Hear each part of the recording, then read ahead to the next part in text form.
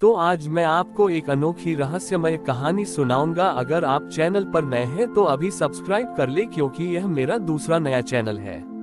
तथा कहानी पूरा देखे, अंत में एक अनोखा रहस्य छुपा है। धन्यवाद। तो सुनिए।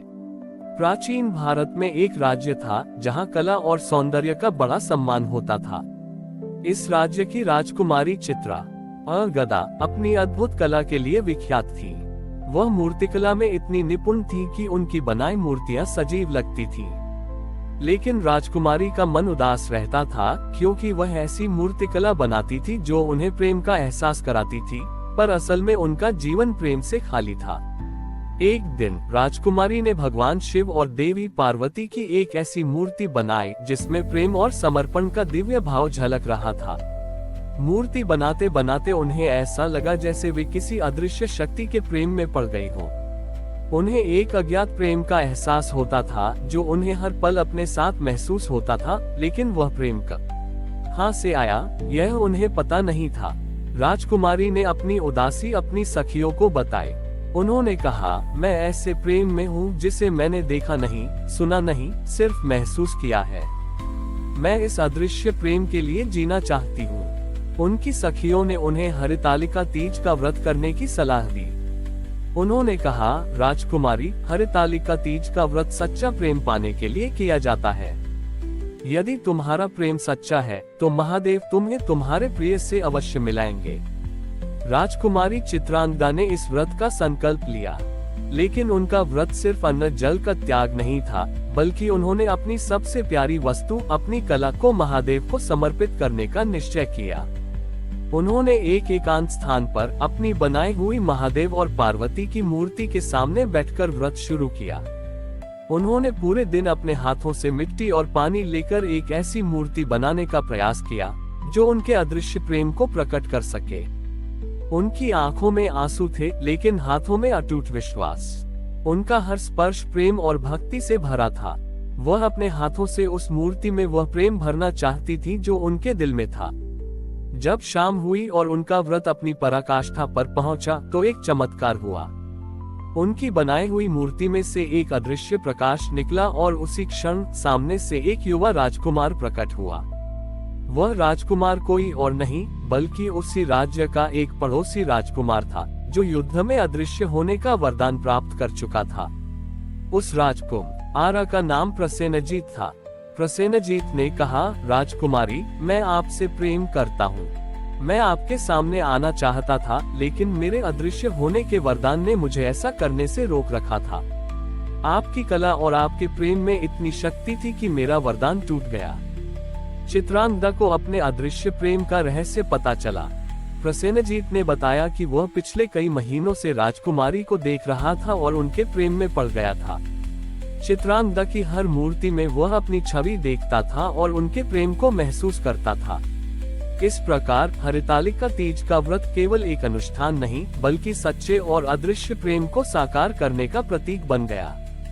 राजकुमारी चित्रांगदा ने ये साबित कर दिया कि जब प्रेम सच्चा होता है तो वह किसी भी बाधा को पार कर सकता है, चाहे वह वरदान की ही बाधा क्यों न हो। राजकुमार प्रसेनजीत के प्रकट होने के बाद चित्रांगदा और उनके पिता राजा दोनों बहुत प्रसन्न हुए। राजा ने प्रसेनजीत का खुले दिल से स्वागत किया और दोनों के विवाह की तैयारियां शुरू हो गईं। उनका विवाह एक साधारण विवाह नहीं था, बल्कि कला और प्रेम के मिलन का उत्सव था। पूरे राज्य में खुशी का माहौल था, क्योंकि छोटी ही लोगों ने पहली बार सच्चे प्रेम का चमत्कार देखा था।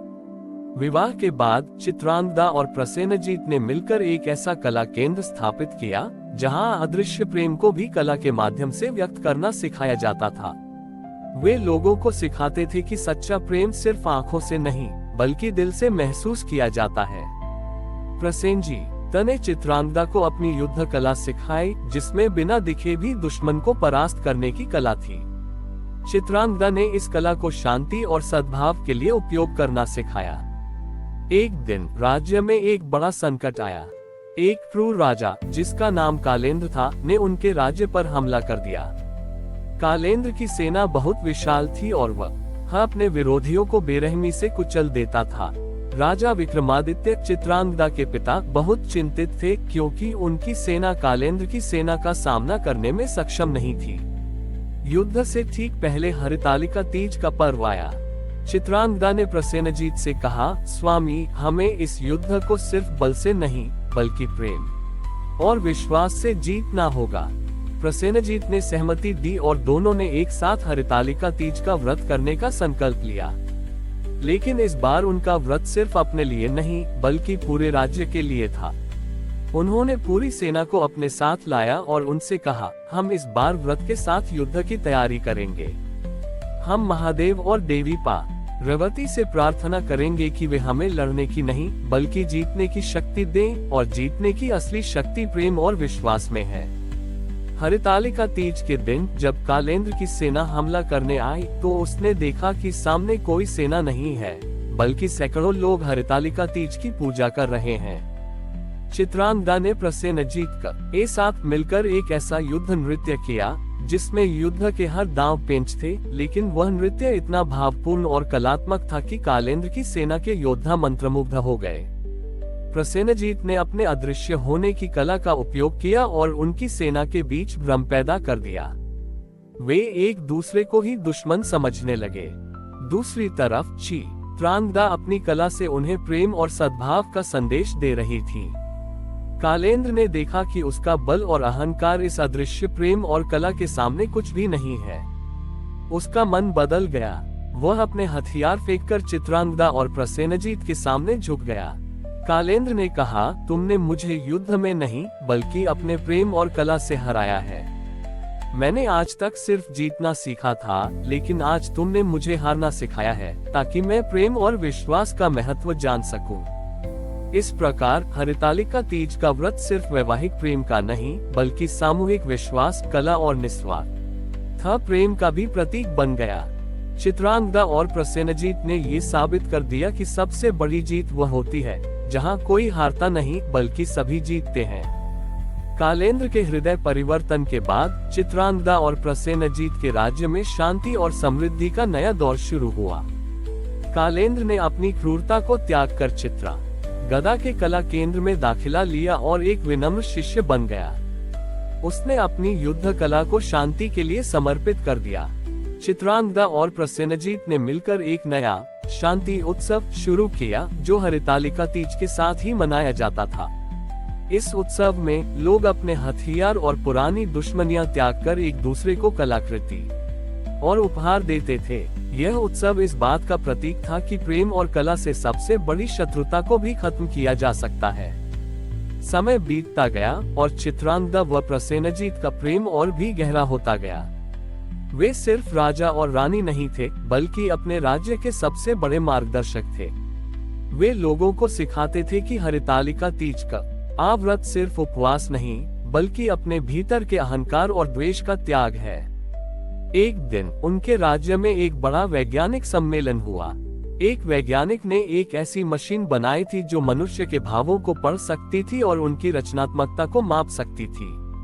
वह वैज्ञानिक बहुत अहंकारी था और मानता था कि प्रेम और कला सिर्फ एक रासायनिक प्रक्रिया है। जब उसने चित्रांगदा और प्रसेनजीत की कला और उनके प्रेम के बारे में सुना तो उसने उनका परीक्षण करने का फैसला किया।